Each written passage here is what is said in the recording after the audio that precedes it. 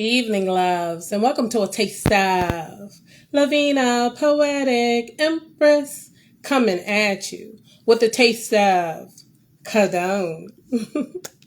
How are you guys doing tonight? Well, you know how I like to get this party started with Deepest Thoughts by Lavina. Yes, how you doing? Thank you for joining. Hello, Brian. How are you tonight? Hello, Tammy. How are you? Thank you for joining. Well, like I was saying, you guys know how I like to get this party started with my books. Deepest Thoughts by Lavina.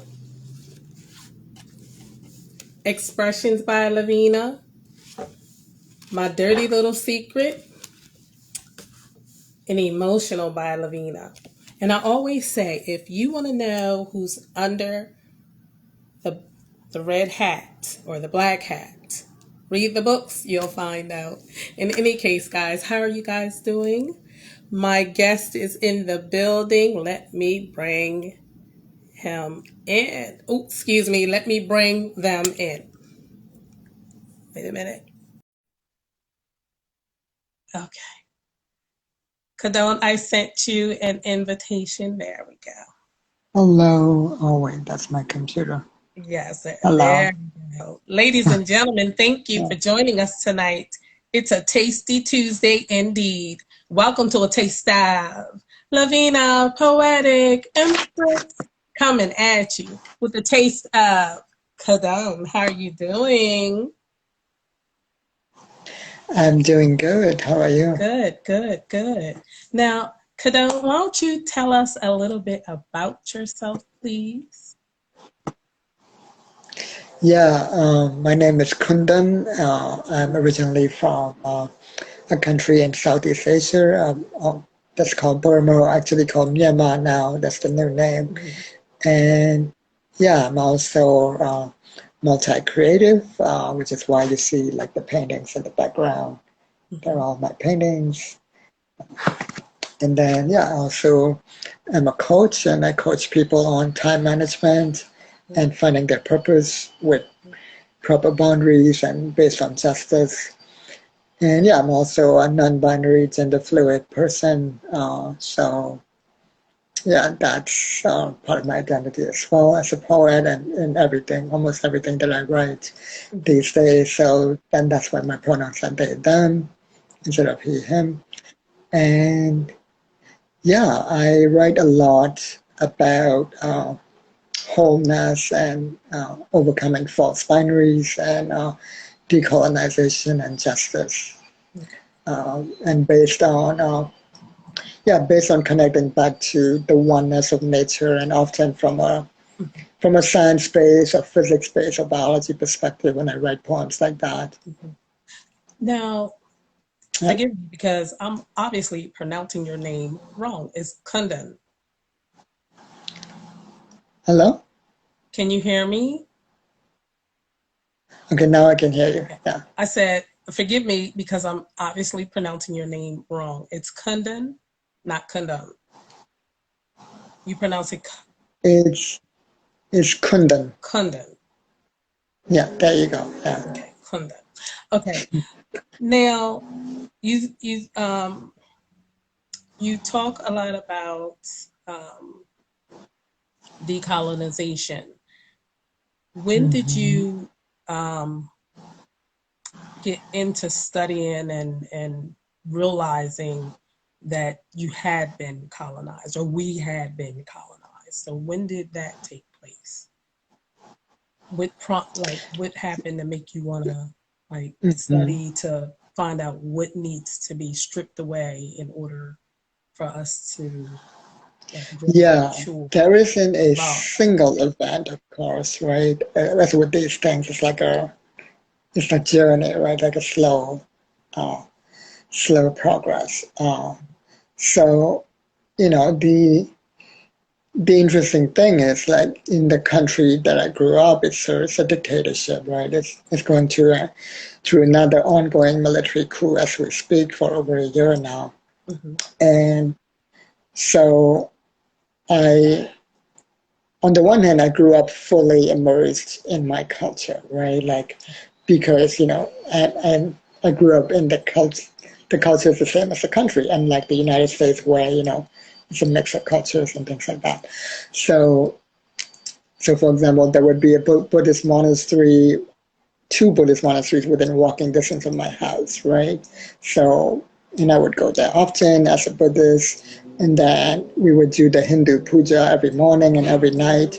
I would go to the Sikh temple every Sunday because all three were part of my culture. And for me, like these three are more than just religion; they're also my culture, and in a way, almost like my ethnicity as well. It's all intertwined, right? But at the same time, there was a lot of like institutional colorism against Indians specifically, both Hindus and Muslims actually, and like we were called Quakala, for example, which I referenced in one of my poems, right? Quakala in Burmese means a black dog, right? So because we were darker skinned, and a lot of it had to do with the fact that the dictator who took power was a very light-skinned, actually a Chinese man, so or Chinese origin. So that's one of the reasons.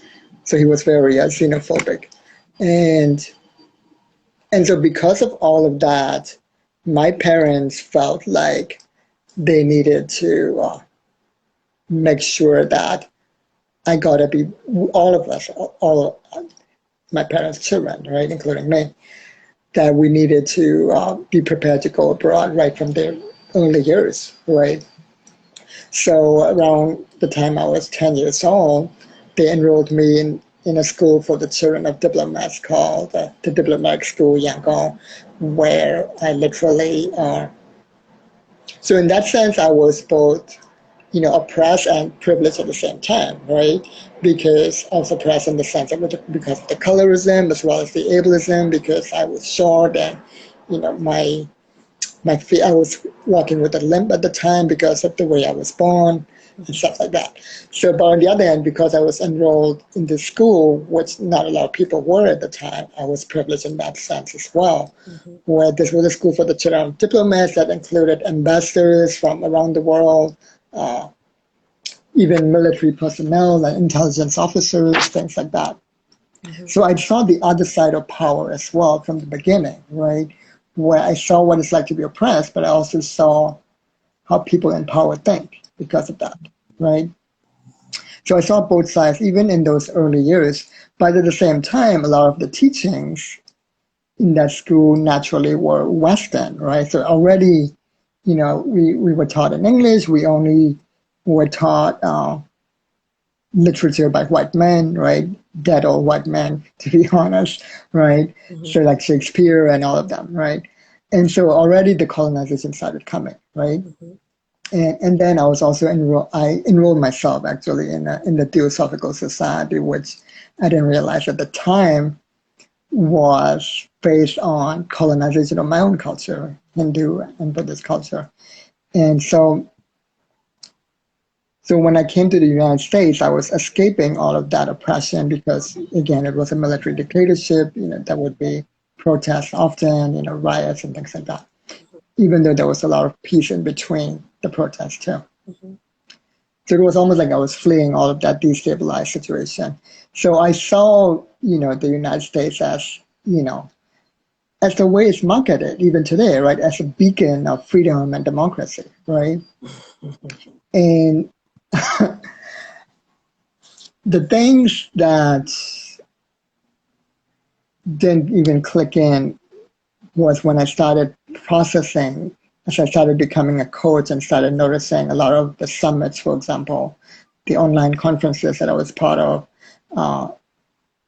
actually that I wasn't a part of, that I was not invited to, right, were full of white people, right? So I started seeing the lack of diversity. That was my first inkling, right? And then in my own life, I had an experience of sexual assault in the bathroom, right? When a man exposed himself and started masturbating in church, by the way. And we were studying, we were studying this Bible-based, they're supposedly based on the Bible called A Course in Miracles, with Jesus and the Holy Spirit are in it. Uh, and yeah, but I couldn't even process that until years later when I started my journey of decolonization. Not just that, but what happened afterwards, right? The way I was treated afterwards. I didn't even realize it was racism, right? Because it's covert, it's hidden inside classicism and other isms, and the myth of meritocracy and all of that, right? And also colorblind racism. I don't see color and all of that. But, I didn't know what to do, and instead of like reporting it to the police or anything like that, I didn't even think that that is what you're supposed to do. I just, contacted the group leader of that book club, right, of that book study group, and she was a white woman, and she was like, even though she showed empathy and stuff, she was like, I will talk to him next week, and and you come too. And I didn't come for 2 weeks at a time. So that itself should have been a red flag for me, because the correct response from her should have been, we should call the police and make a police report of this. She did not do that, which again, I was so like naive at the time, right? And so like the next week when I came, like in the middle, normally, there are breaks that you take, but I don't think this was even a break. Like, she suddenly got up when she saw the guy leave for the bathroom. She suddenly, got up and said, "Oh, I have something to do," and got up in the middle of the classroom, and then like followed him. And I didn't know what happened until later, and I asked her what happened, and she was like, "Oh yeah, I told him, this is completely unacceptable. Don't do it again." And I was like, "Okay, and what did he say?" And she said, "Oh, he laughed it off and said it was just a joke." Really? And Wow. and I didn't even know how to respond to that. So I was like, but my face showed the response, right? I didn't say anything. And because she saw my face, that's when she said the words that I'll never forget, that I didn't realize at the time was racism couched in New Age spirituality, which is why one of the reasons why I speak out against New Age spirituality so much nowadays, right? And against the spiritual gaslighting and all that. And she said basically, this is exactly what she said actually. These types of people need this, meaning this class, more than you do. Wow. So he can just go around hurting whomever he wants because he needs the class, hiding behind. Because he needs the healing. Because he needs the healing. That was their perspective from the class, from the book study group. Because he needed to be healed, whereas I was already healed, apparently. Hiding Yeah, behind religion, using it, exactly. continue. As long as Mm-hmm. you ask for forgiveness, it's okay. Basically, Exactly. that's what, Basically. Mm-hmm. wow. And I So, apologies you had to go through that. That's mm-hmm. not Yeah. at all. And I think finally being able to process that like many years later. And this is how I came up with my model. At first I came up with my model of 3 types of anger, and I came up eventually with the 5 types of anger, and kind of like the 4th type of anger awakened in me when the memory of that came to me one day, and I suddenly like started seeing it for what it was, and I had this like jolt of anger. It was like a jolt where I found myself like screaming into my pillow and punching the pillow and things like that. And of course, like it does need to be transmuted and stuff like that, but it needs to be felt first, right? And I think too often we tend to bypass the need to feel it first. And luckily at that moment, I was able to feel it, and only after feeling it, understanding that, right? And that started getting in, me in conjunction with noticing the lack of diversity and all of that, right? But of course, now I realize even diversity isn't enough because often they only allow Trojan horses at the seat of the, on their seats at the seat of the table, and that's something I didn't realize at the time. You know, this is why we have, brown and black and, indigenous faces that are actually white, but they have a black or brown face because they're just speaking for empire, right? Mm-hmm. And that's what diversity has become. And I started noticing that. When I started noticing that, that's when I knew that you have to be like anti-racist, not just speak for diversity. Actually, you know what? I started realizing that when this is what happened at the same church, right? There was a whole conflict about ministers changing, and at that meeting, I spoke up for diversity, right? Mm-hmm. And I said uh, that you have a white man teaching about Hinduism. You brought a white man to teach a workshop on Buddhism. You know, why not have somebody? Why not have more diversity? And what I actually meant was I was also speaking to the appropriation, but I didn't emphasize that enough, which was my mistake. I was also speaking to the fact that it's fine if they want to learn about Buddhism, but learn from an actual Buddhist, from the actual culture. Mm-hmm. Learn about Hinduism from an actual Hindu, from the actual culture. That's what I meant, right? So a few months later, this is what happened.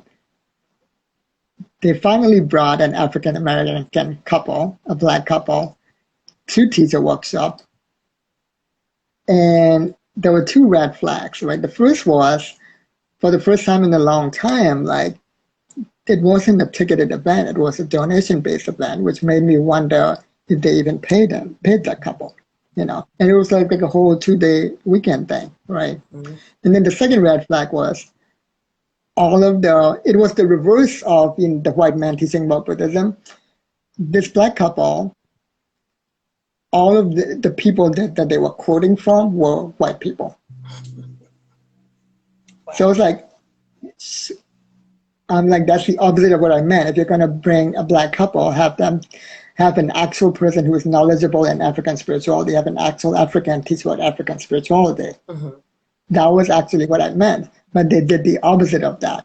And that's how I knew. That's what the moment I realized diversity isn't enough.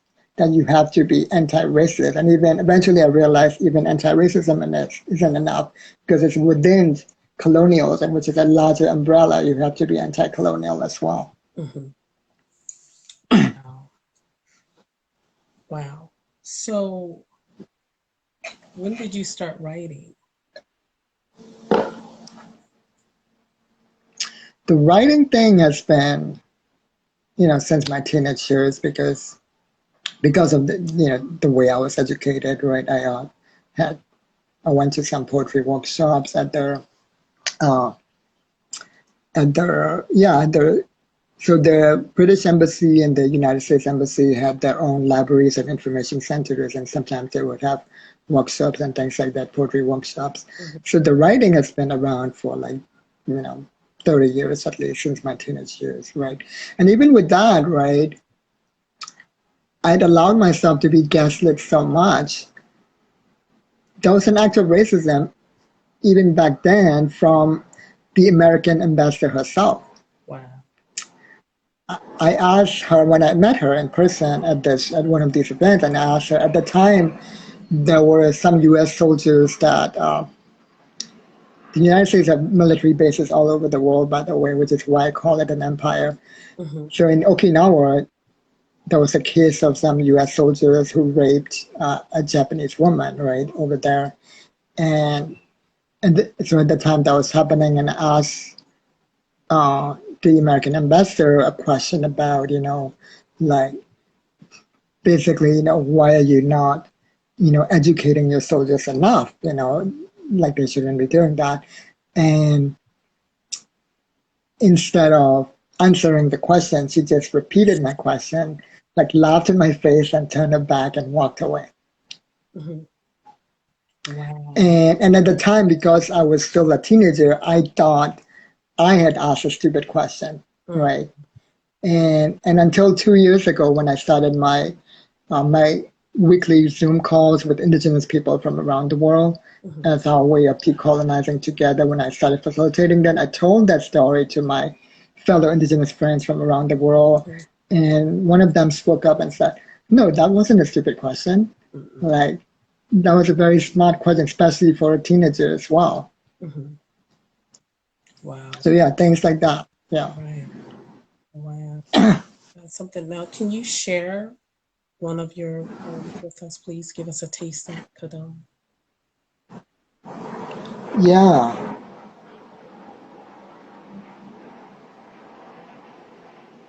I think I will share.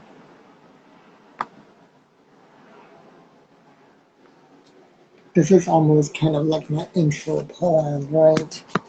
I wrote this on July 2nd, 2021. It's called My Body Itself is Political. Oh, wait. Why is it deleting itself?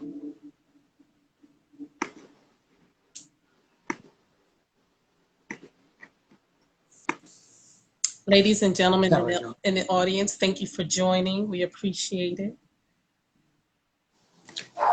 Okay. Yeah, my computer was doing this weird thing. So, anyways, my body itself is political. Pleasure without guilt is an act of reclamation. Rest without guilt is an act of rebellion. Your body is political, so support your own party. Kelsey Guerrero. And now begins my poem.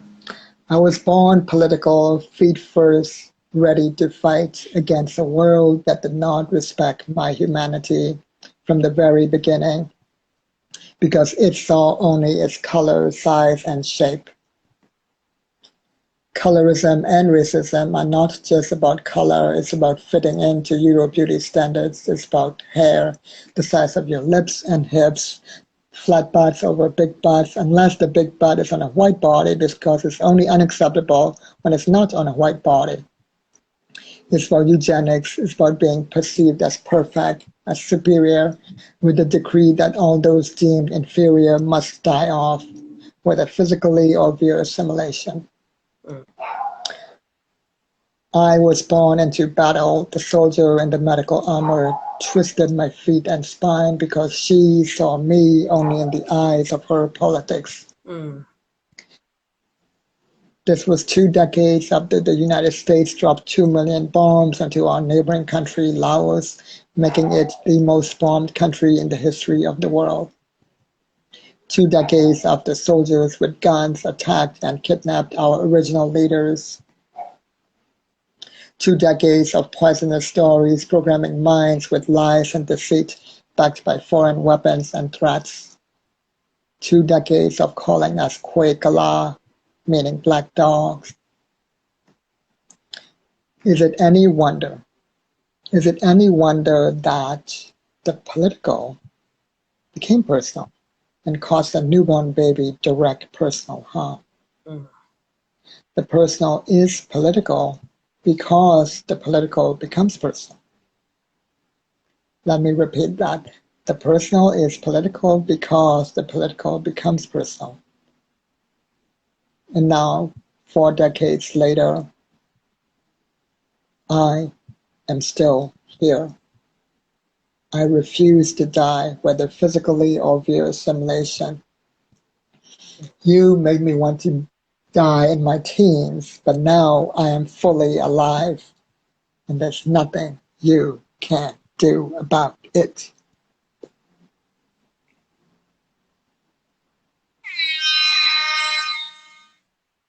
I like that. I like how you got up in the screen at the end of that poem. Exactly. Yeah. That's and it's sad because it's happened everywhere, you know. So it's good that you're on your mission, you're walking out your path and living your purpose to educate and to teach, you know, Yeah. people about. It needed to be said, right? Because I'm actually from the region, right? My neighboring country is Laos. And even I didn't know about the 2 million bombs dropped until like last year. Wow.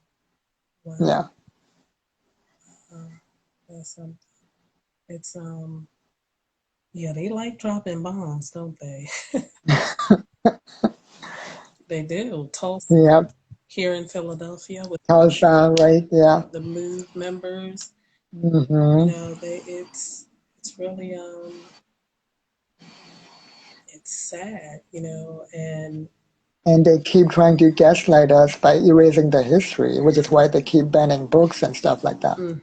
but it's up to us to keep it, Hmm. you know, to keep telling the younger generations to come so they can Yep. tell their children and their children's children what the truth is. It's really, really important. Yeah. Mhm. Because history is so easy to erase. I started realizing that because of the Philippines election, there the son of the dictator who was a dictator back in the 80s Mhm.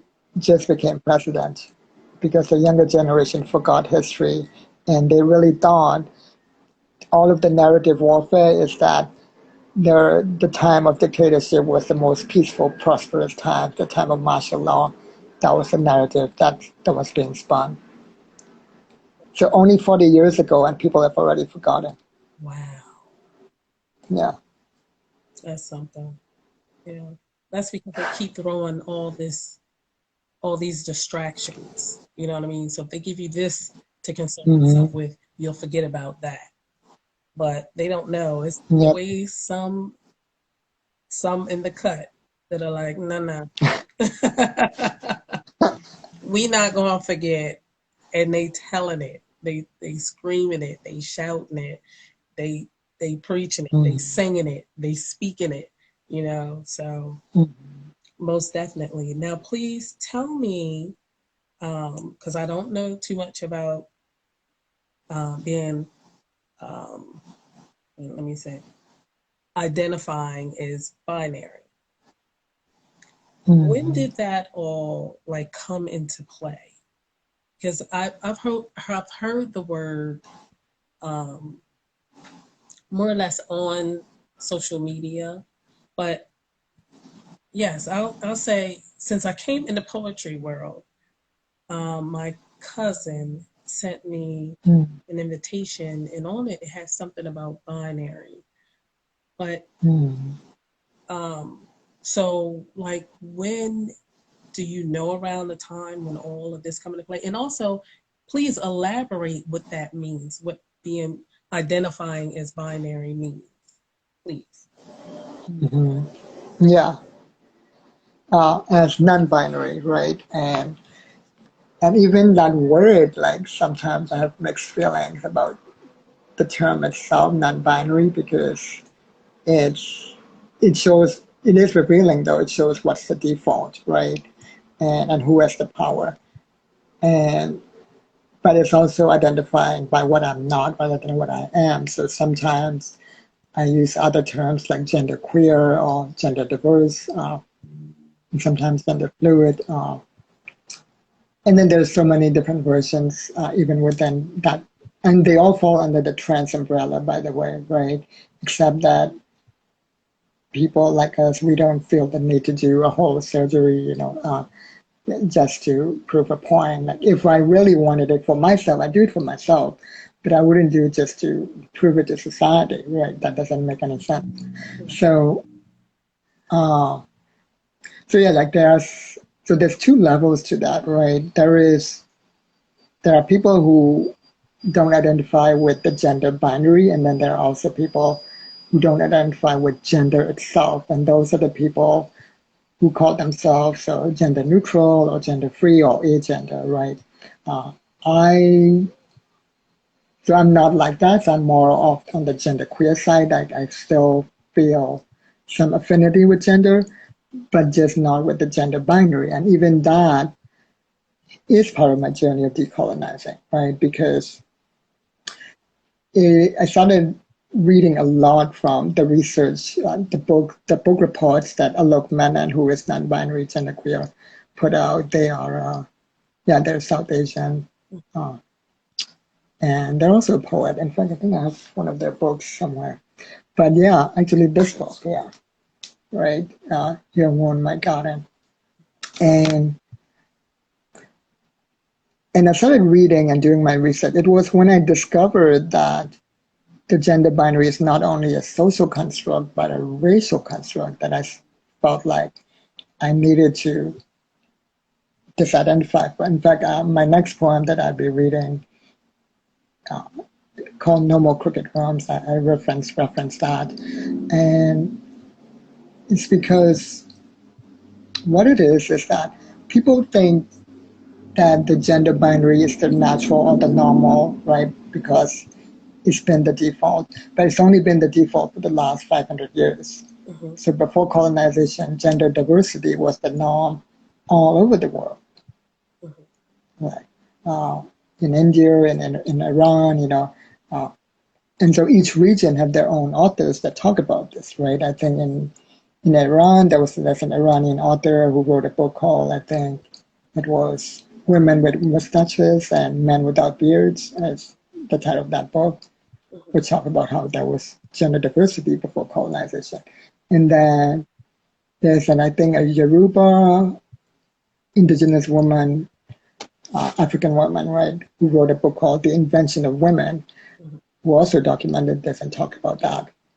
How So when they invented race, they invented the gender binary alongside with it. Because remember, race itself is a social construct different from ethnicity, right? And so when they decided to invent race, they basically decided that they were the only humans on Earth, that everybody else was straight up not human, right? Or subhuman, right? The whole three-fifth human thing, uh, or even straight up monkeys or whatever, right? And by the way, they literally had human zoos. I don't know if you know this. They kidnapped indigenous people from the Philippines, from Africa, from India, and literally put them in literal human zoos. There's a picture of a 5-year-old girl tied to a pole while the other animals around her were roaming free. And they had the human zoos as recently as 1953 in Belgium. So yeah, so they literally think of us as animals, as you know, as non-human. So when they invented the race, they also decided to invent a binary around race by saying, not only are we the only humans on Earth, they said a man can only look like this, meaning what a white man looks like, meaning blonde, straight hair, tall, thin, fair skin, not, yeah. And then a woman can only look like this. This is the only woman. Everybody else is not a woman. A woman is blonde haired, straight hair, right? Fair skin, flat chested, small butt. All of that is part of the binary. It's not, so that's why it's literally tied around race. Mm-hmm. So, so for me, I felt like in my journey of decolonizing, I just didn't want to be part of all of that. Mm-hmm. That to be part of that construct at all, right? And and then the more I learned, I interviewed like several like non-binary poets last year, including especially for Asian American Month, and there was a Filipino woman who said, well, actually, they don't identify as women, sorry. So a Filipino non-gender queer person, right? They were saying that in the Philippines, they have a gender neutral pronoun, sure, right? So the default is gender neutral.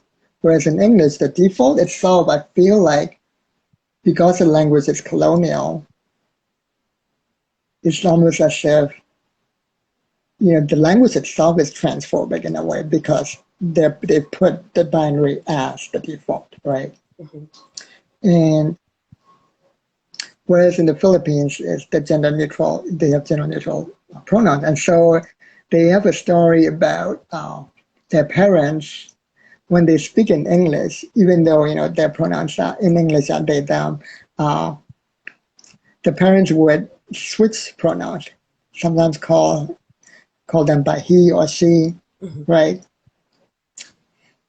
And so this person would just take it like, oh, like my parents are actually acknowledging in their own way because they're kind of too old to understand all of this.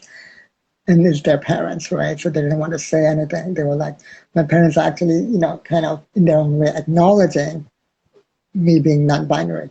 Mm-hmm. So I was like, I thought that was just such a sweet story, like the way, when they speak English, they just switch pronouns, like it's not with everybody.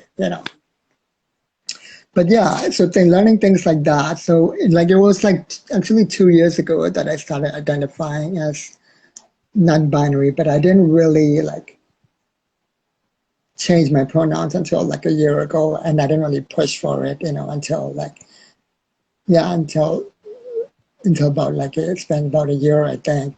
Mm-hmm. And but yeah, that's the main thing. I feel like in order to fully like decondition myself, because the conditioning is the binary, the conditioning is the crooked realm, which I can talk about after I read my poem. But yeah, that's why for me, like it's part of my deconditioning and decolonizing from the default. Yeah. Okay. Okay. Yeah. Well, please give us another taste of Kundan. Okay.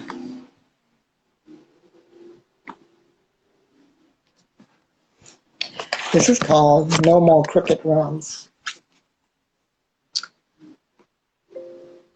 an ode to our first ancestor. When you smile, are you showing me your love, joy, safety, serenity, solidarity, or your skeleton? I see crooked rooms everywhere that make us think our crookedness is right. Crooked rooms full of men defined solely as muscular, thin, tall, and white-hot burning flames instead of the safety of cool, dark caves, and no one else allowed into this exclusive club. Mm. Crooked rooms full of women defined solely as skinny, short, with straight hair and pale, the color of blood drained from the face, while anyone with skin the color of being sun-kissed regarded as not a woman. Crooked rooms full of human defined solely as bland, stripped of all color, all culture, all humanity, in exchange for systemic power. Ironic, isn't it? They think they're the only humans on earth, but they gain power by giving up their humanity. So yes, I acknowledge the crooked rooms we are in, and I also acknowledge how we smash these crooked chairs, grind them into powder, wet them with our sweat, turn them into makeshift mortar, paste them onto the crooked floor to make it straight. This way we can at least stand up straight and see straight, even if we can't sit and rest yet. So yes, I'd rather touch our first ancestor than the lies of these colonizers. This is in fact how we free ourselves from these crooked realms, touch the infinite space of our eternal, immortal first ancestor truth.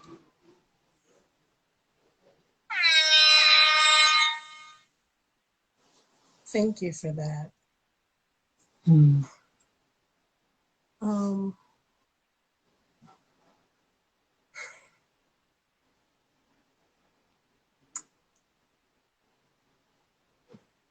eh, it's,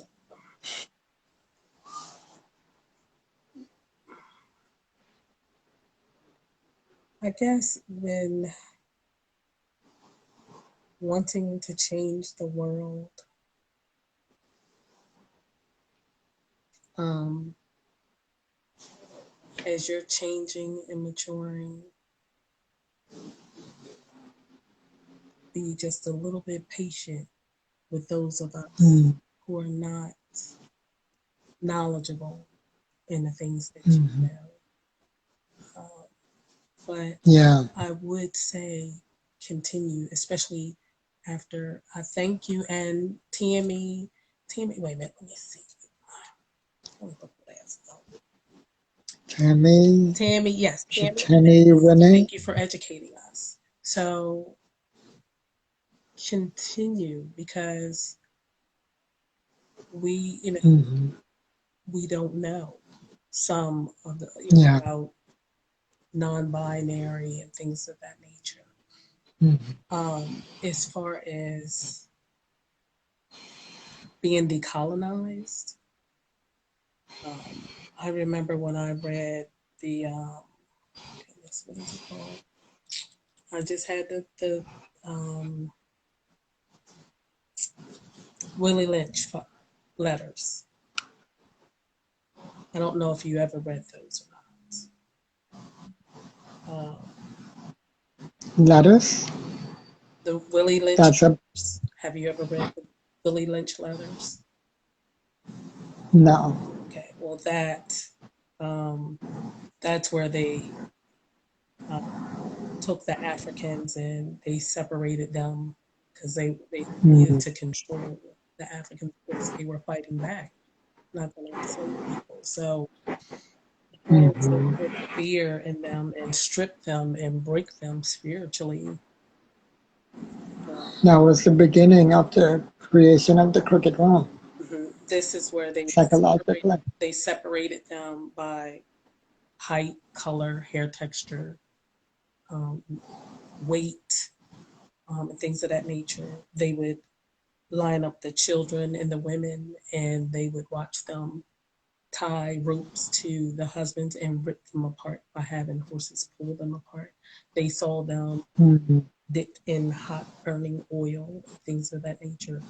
So not Yep. only does a decolonization, like a decolonization has to take place, healing needs to take place, you know, Yep. because people all around the world of every color has suffered, you know. So that's why it's important when first of all, we need to recognize that we're all one.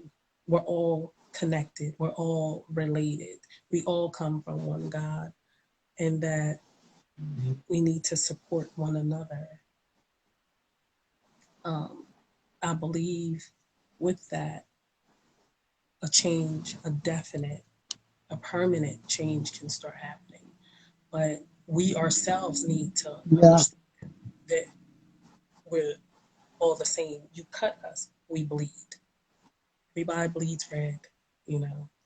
So I think that it's time to connect and not um, allow what they put in place all those years ago to continue to separate us. Yeah, and I believe that's what all those things were for. Just like COVID, people had to break apart and not visit. You know, they told us to stay home and whatnot. But what people start doing, like our family, everybody start having bubbles, groups that of people who you hung out with all the time. That's how we stayed safe, you know, and not get infected and things of that nature. So, like I said, I believe that with you doing the work that you're doing, keep doing it because people need to understand. Because a lot of people they don't Yeah. understand, you know, because that's not their experience. But just because it's not our experience doesn't mean we don't need to know. It's always good to learn something new so we can continue to grow and mature and that we can help like the information you've given me today now when if I do meet somebody who is non-binary I'll know how to address them, you know, or have some knowledge on how to deal with them, you know, so that they feel comfortable and safe because that's important also. You want to be safe around people and not, Yeah. you know, feel like you don't belong. No, everyone belongs, you know. So and everybody deserves Yeah. love and respect, you know. Yeah. Mhm. Yeah. Yeah. I mean, yeah, I do try to remind myself from time to time about the fact that we're all, even I myself, right, uh, to varying degrees programmed by the cricket room psychology, right? Which, all right, so for those who don't know, before the metaphor of the cricket room, I had a different metaphor from Ben Okri's novel, The Freedom Artist, which was that the metaphor of the upside down being, right? And in that novel, that being was the catalyst that changed everything, right? And that novel was so like, and again, I read that about 2 years ago, and I did a book club last year on it. But that's when I realized, oh my God, in order for me to be right side up, I need to embrace my own upside downness, because it's not me that's upside down, it's the system, right? Everything is upside down, right? Uh, even with, gender binary, the whiteness, the idea that white people are the only humans on earth, all of these things, right? It's all upside down from reality, right? The idea that there's only two genders. But the Crooked Room took it to a whole other level because it made it real. Because the Crooked Room experiment is a real experiment in this world, right? Whereas the Freedom Artist was, kind of a fictional story, right? Uh, so basically, if you put a human being in a crooked room where all of the objects are crooked, including the walls and even the floor, and even the chairs are crooked, that person will claim that they are sitting up straight. They will really believe it, even when they're tilted 35 degrees, as long as they match all the other objects in the room. Mm-hmm. When I heard about that, I was like, wow. So it's not just about how our oppressors treat us, it even impacts how we treat each other and how we treat ourselves. It impacts even our own psychology, how we see ourselves and how we see other people when there is either a lack of representation or even worse, misrepresentation, right? When there are only crooked versions of us are available, right? And then furthermore, like I eventually learned a real life version of that when I learned about this wrestler. And I posted a reel about this. I don't know if you saw this, about this wrestler who started diving on his own because it was fun. Like it was relaxing for him, but he wasn't a professional. Nobody really trained him. And then, and then it just so happened that one day the Olympic Committee passed by, and saw him diving, and they were really amazed. And they asked him, "Hey, can you do, a 1.5 flip?" He did it. Then the second 2.5 flip, then the 3.5 flip, and they were amazed, but they didn't tell him. They probably should have, but instead they invited him to do some training with them and asked him if he wanted to be part of the Olympic team and do some training. So he agreed. He said sure. But they actually asked him further if he had any experience. He was like, no, actually I'm a wrestler. But 6 months later, he started doubting himself and started struggling with doing the 3.5 flip because he started noticing that nobody else was doing it. So he was like, wait a minute, is it even possible? Am I a freak? Like, what is going on? Like, how come nobody else is doing it? So again, that's the crooked room in real life right there. Literally, because there was no representation, he couldn't see it anymore. He started struggling. Like, Wow, and that's sad because he was the yeah, one who was the gifted one. yeah, yeah. No, but it's a shame because some people in their everyday lives, on their jobs, downplay themselves because Mm-hmm. they feel that, oh, I can't show them like who I really am, or I know this, or I know Mm-hmm. that, or I can do this and do that, because they'll be looked down upon.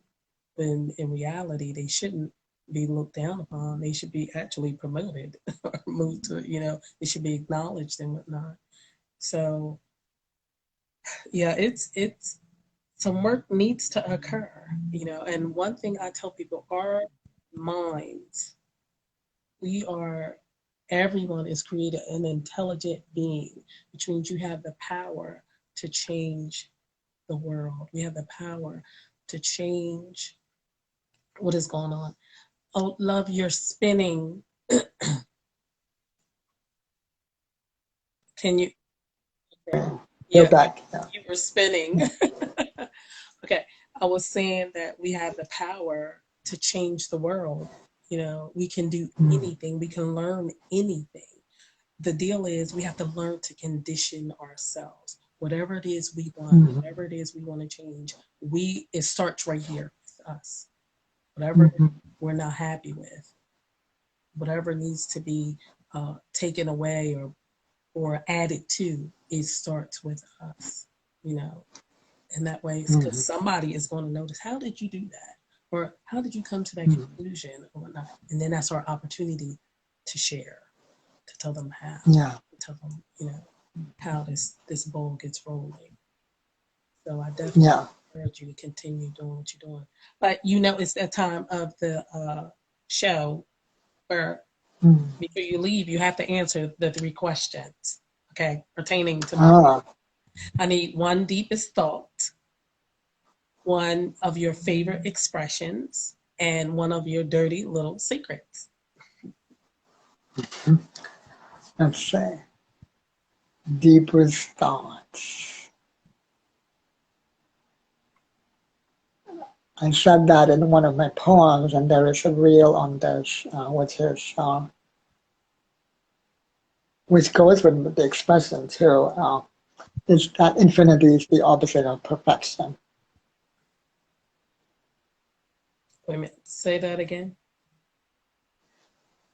Infinity is the opposite of perfection. Infinity is the opposite of perfection.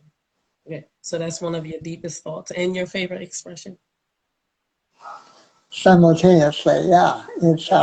I guess my favorite expression might be more along the similar lines, would be like, uh, I'd rather be a whole person and a safe person over being a good person Okay. You'd rather be a whole person and a sane person than being a good person. and a safe person. Wait a minute. You'd rather be a safe person? Yeah, safe, S-A-F-E, a whole. So I'd rather be whole than good. This is the shorter version of that. Yeah, Okay. Okay, you'd rather be whole. yeah, Okay. yeah. And dirty little secret. And dirty little secret does not mean sex.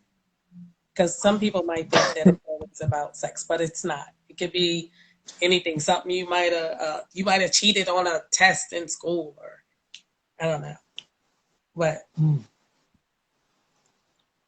give us something. And if you don't want to, it's Uh, okay also, because it's all in fun. I think I have cheated on a test in school when I was 10 in fourth grade. Uh, but I think I got caught. So I'm not sure that's a secret.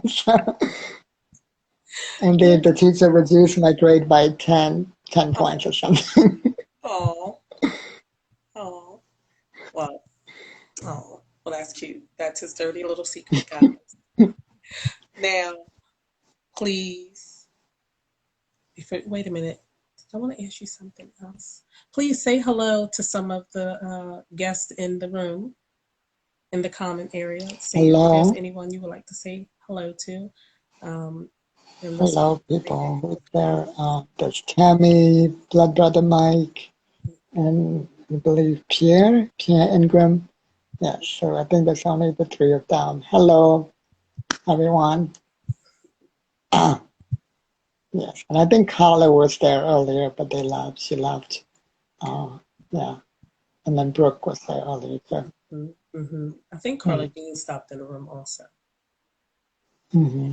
And Tammy Renee, yes, you spoke to Tammy Renee earlier. Okay. Yes, hello. Now, please, before you go, give us another taste of you.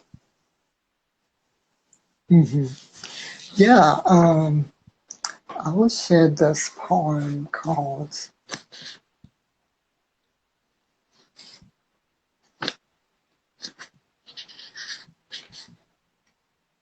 Stars Thank in you, Our Blood Blood. Brother Mike. We appreciate that. My brother Mike said awesome conversation. He has enjoyed. Yes.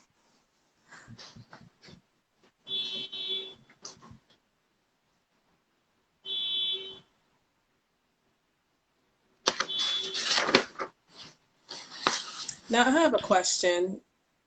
Hmm. Actually, two questions. Do you ever the poetry you write, is it always based on um, decolonization, decolonialism? Do you ever write anything about I don't know, love or um, spirituality? Like, is it Hmm. like, do you pretty much write based on changing the world? I should say. I have, I have a few sensual poems here and there. I have a few poems on relationships, and I have an 11 poems that's part of a series called the Untitled Emotion series, which is about talking about a specific emotion without naming the emotion. So, like this poem right here, "Loneliness versus Aloneness," is a good poem. That's an example of a poem that's just about yeah, relationships and being seen. So maybe I'll read that one. This is called. Wait a minute. Wait a minute. You said now when I said love poem, I'm not talking about like you said you have sensual poems. Yeah, they're not really super erotic, but they are like Yeah, that's they're yeah. I don't sensual. Like know erotic, but like something a love poem. And when I say love, I don't equate love to sex. So something like if you there was someone a love of your life or um someone you liked and you made a wrote a poem about them. I don't think I've written a poem that's about a specific person yet. Um, so yeah, but this one that I was talking about isn't really a sensual poem. It's more about a poem about relationships, about just almost like a lesson, in there about balancing solitude with community and intimacy. Like that's what it's actually about. Mhm. So it's called Loneliness versus Aloneness. Okay. To be looked at but not really seen, to be heard but not really listened to be touched but not really felt, to be tasted but not really savored, to sense my pheromones but not really feel the innermost depths of my presence, to be in each other's company but not really feel at home. Is this what it's like to be lonely, even in relationship? Ah, in that case, I'd rather practice being at home in my aloneness, learn how to be complete with my inner level home.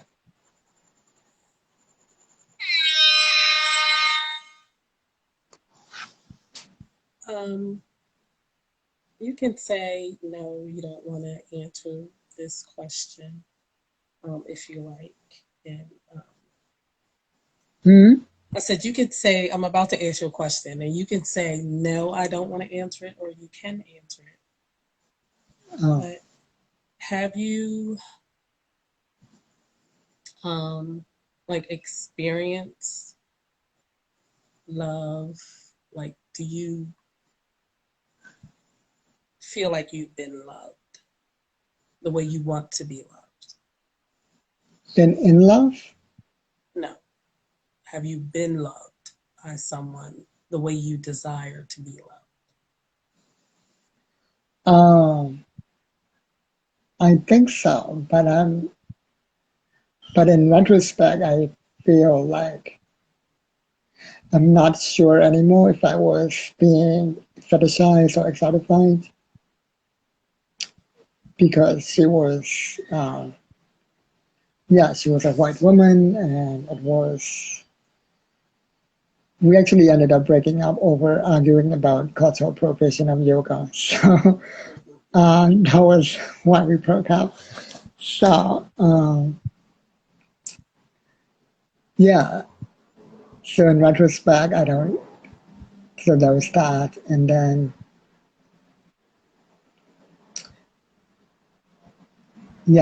that's what I feel about that. Like, yeah.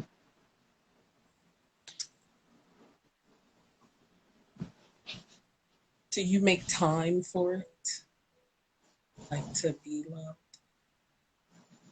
And when I say that, like you said, you guys broke up because you had a disagreement, basically about what you Mm-hmm. believe and what she believes. Have you met anyone who believes what you believe? And maybe that's when you'll find that love that soothes you, and that comforts Mm-hmm. you, and that you can really let go and have fun and just enjoy and be carefree sometimes, you know. Um, now, that's what I hope Mm-hmm. that while you're on this journey, because I thank God for what you do, but you Mm-hmm. need to also feel that love and that passion and want it and be touched. And when I say touch, like I say, it's not always about sex. It's just when someone touches you with purpose to heal, to Mm-hmm. comfort you, things of that nature. So that's, I just needed to share that with you tonight. That's what I pray for you. Um, that you would Mm-hmm. Yeah, I receive appreciate that. Yeah. Yeah. And yeah, I have, experienced, sexual intimacy here and there, but it is different, like you said, from hmm actually being loved. Like, Yeah, yeah, yes. But please, before you go, um, wait a minute. Are you gonna read another poem? Are you reading another poem before you go? And yeah, I can also, I read want you to another leave poem. the audience with some encouraging words, also, please. Okay. After you read the poem, some encouraging words. Okay. This is called, oh yeah, this is called Stars in Our Blood. And the science behind it is pretty encouraging, actually. It speaks to the oneness, right, that we've been talking about from different angles, right? I see oneness from the perspective more from nature, right? So this is called Stars in Our Blood, from visual silence to victory. I carry stars in my blood, their light that enters my eyes now began their long journey. Around the same time, my ancestors first came up with their own astronomy. Just like the way colonizers see stars as only glimmering and nothing more, they see me as small and shining, wanting me to be silent, both audibly and visually, blending into their bland society, stripped of all color, the same way they have forced fireflies to become visually silent. Their collective light dimming every year, their visual spaces snuffed out, their visual speech becoming less and less, with more spaces in between their flashing, as they don't have enough strength to be lashing back.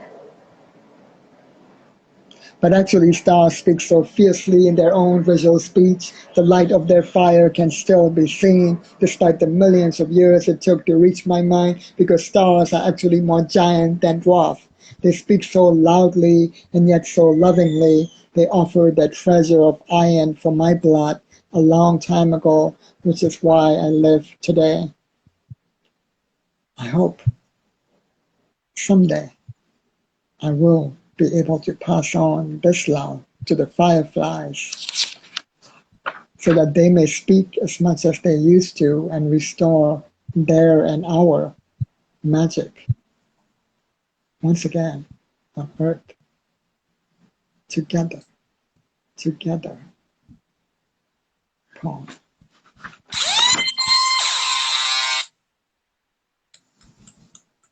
I love that.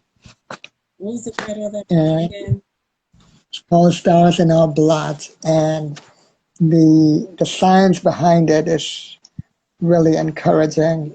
It speaks to the oneness on a very like physical, visceral level, not just spiritual or metaphysical, which is why I love it. Where basically it's that in order for us to breathe oxygen, we need the iron in our blood, which is in the hemoglobin molecule, right? Right in the heart of it. And of course, the molecule starts in our hearts, right? So it's in the heart of our hearts. And so there's only one place in the entire universe where iron is manufactured. Guess where? Stars, in the making of stars and in supernovas. So literally, like we literally carry stardust in our blood. But then it gets even more mind-blowing than that, because how are stars manufactured, right? They're manufactured from the collisions of galaxies. So not only do we have stars in our blood and we're all interconnected with each other in that way, we literally carry galaxies in the heart of our hearts. I believe that. The universe within. Mm-hmm. Yes. Exactly. I love that. Thank you. And And I feel like that's what I'm here to do, to bridge the gap between the reality of that, the reality of oneness that I see everywhere from both as a Hindu, but also from a science-based perspective, and the way the system is set up to be divisive, to separate us from each other, like you said, and to be oppressive as well, right? But the reality is of love and peace. And I hope that everybody here is inspired to, by this image of stars in your blood to, and galaxies in your heart, to really like bridge that gap. mm-hmm, mm-hmm. Yeah. Yes, yes, yes. Please say something to the audience. And thank you guys for joining. Some new people just came in the room. Thank Hi, you so Mr. much. Fun. Mr. Fun writes, I think, a lot of funny poems and haiku and stuff. And hello, read, remember, repeat. And Thai Black ATL, protected poet. The Bodo, yeah. Hope that's how you pronounce it. Hi, everyone. Oh, and then there's Tori now. Or Toti? Yeah. Yes. Hello. Please leave the audience with some words from you, some encouraging words from you. Yeah. The reality of who we are as the reality of the universe is that of love and peace and unity and, joy and freedom. That is the true reality. And as we continue to decolonize and fight against an oppressive system that tries to separate us, to keep remembering the true reality and to keep leaning into that and using that as an anchor, anchoring that in. And I hope we all, we all do that. And I trust that we all can do that, right? Like I have faith in humanity, like in who we are as human beings. Like I literally feel that, the true quality of the human being is wholeness and the ability to bring back that oneness, not this whole good evil binary, but like real wholeness and freedom is who we actually are deep down. And you can always lean into that because you are nature too. Like nature just isn't outside. Like literally, like not only do you have stars in your blood, you're only 10% human. 90% of who you are, of your human body, is made up of microbes coexisting with each other. They've recently found a microbiome not only in your stomach, in your gut, but even in your brain. So we are literally made out of coexistence. So it's time we match that. Mm-hmm. Exactly. Exactly. Mm-hmm. Well, I believe us all becoming unified, it's happening Mm-hmm. with us connecting through poetry, through writings, through art, paintings, and music, and things of that nature. We're finding each other. So, Mm-hmm. yeah, it's going to happen. Yeah, definitely. Yeah. Well, thank you so much. Yeah. Trust in humanity. Mhm. Exactly. Thank you so much for coming on this evening. I have totally enjoyed you, and we love being educated. So that's always a plus. You know, you come and talk to me and give me some information. And I really appreciate that. Thank you. Mm-hmm. You're welcome. Appreciate that, sir. Sharing your poems and your truth. And I hope it's okay with you, but I'm going to call you. And I wanted to say it at the beginning of the show, but I hope it's okay if I say Kundan the Wise. That's what's going to go on the. Yeah. That's, Okay, that's that's good. fine. Yeah. Yeah, I wanted to say it at the beginning, That but I was fits. like, let Yeah. me warm him into that. But, oh, excuse me, let me warm you into that.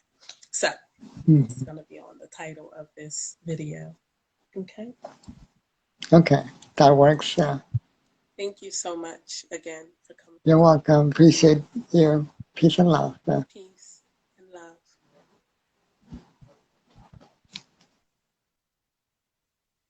Ladies and gentlemen, thank you for joining me tonight. This has been a taste of Lavina, Poetic, Empress, coming at you with a taste of Kundan the Wise. You guys, thank you. Please join me next Tuesday night at 10 p.m. Peace and blessings.